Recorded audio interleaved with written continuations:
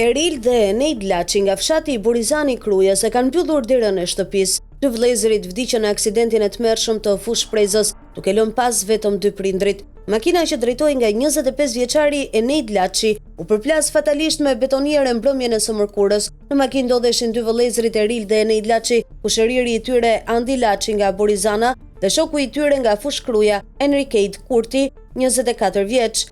Burimet bëjnë të ditur se ata kishin pritur në Rinas Eril Laçin, i cili kthehej nga Gjermania.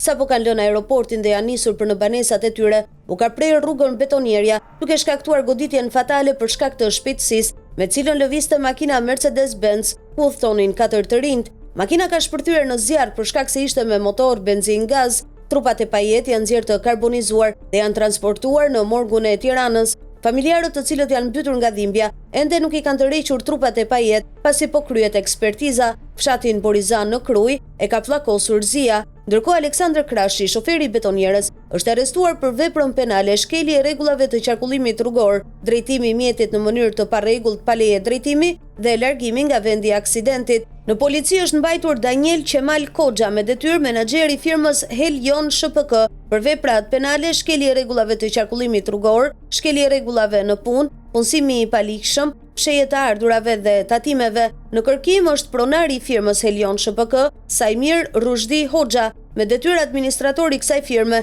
për veprat penale, shkelje e rregullave të qarkullimit rrugor, shkelje e rregullave në punë, punësimi i palikshëm, fshehje të ardhurave dhe tatimeve.